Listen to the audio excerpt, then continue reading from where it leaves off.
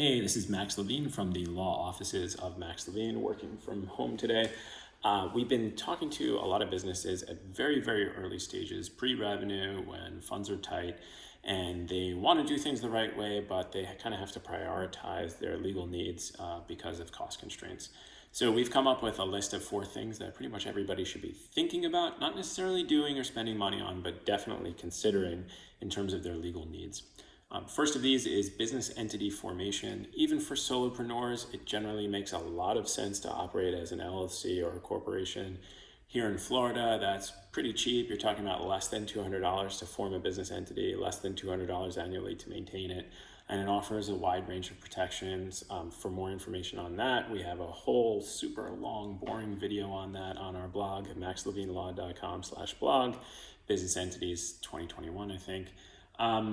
If you have multiple founders, if you're anticipating bringing on additional investors on an equity basis, those costs can and should go up because you're going to need comprehensive agreements as to who has what rights and obligations to the business going forward.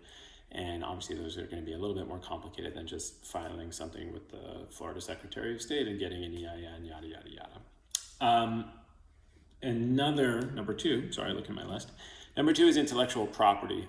For startup businesses, this generally comes up in 2 ways. For creative businesses, kind of 3 ways.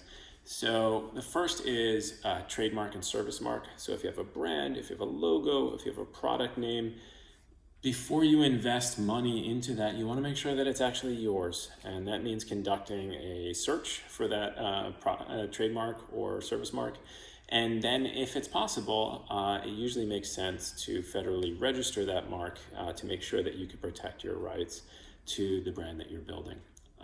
Another thing that comes up quite frequently is if there's some secret sauce at the heart of your business, if there's an invention, some technical know-how that is exclusively yours, you may want to consider patenting that. Patents are obviously important for businesses that rely on inventions, and the legal costs there are pretty high. You're generally talking about a 5-digit legal bill, but the benefits are enormous too. You have broad, long-term, exclusive rights to the commercial exploitation of your invention, and those are, very enforceable. So high cost, but high reward as well. An alternative to that in some cases is trade secret protection, where you take really, really diligent efforts to limit who knows this information and you enforce that fairly consistently. Very difficult also, not cheap, time consuming, but something to consider in certain cases. For creative businesses, copyright is particularly important, though not necessarily so expensive. And if you get in good habits of avoiding infringing on other people's copyrights and pursuing your own copyrights, those are great practices and not necessarily that expensive. The third issue is customer contracts. So we're evangelical about customer contracts. Good, clear, concise customer-facing agreements. They pave your way to getting paid. They bolster good relationships with your clients, and they ward off bad ones, because if you have a totally reasonable contract that just says what your sales pitch says and has justifiable terms in it, and somebody says no to that, maybe that's a person or a company that you don't want as a customer. Now, there are times when you don't need to spend money on this. So obviously, if you're selling coffee, you don't need a written agreement with everybody who buys a cup of joe from you. And there are actually customer-facing contracts out there through some industry organizations that are pretty good. So 2 examples that come to mind are, there are contracts, I believe, available through realtor associations and industry organizations, and the coaching industry. Actually, there's some industry organizations in the coaching industry that have put out pretty good customer-facing contracts that are a great place to start if your legal funds are limited. So another thing to think about, kind of the 4th thing on our list, is just proactive general counsel. As you start to do business, issues are going to come up, and the earlier you reach out to an attorney with many of these issues, the lower your legal headaches and bills are going to be.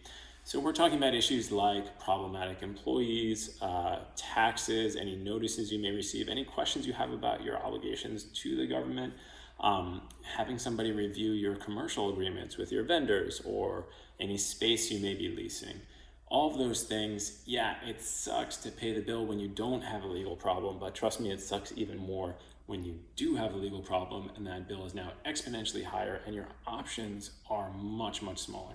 So find a good business attorney that you respect, that bills reasonably, and try and get those questions in front of him or her as soon as you can whenever you feel that they may be problematic, and try and get some education on those issues prospectively as well. Obviously, all four of those things are things that we do at my firm. If you have any questions or if you feel like any of that is particularly relevant to you, please don't hesitate to get in touch. Thanks.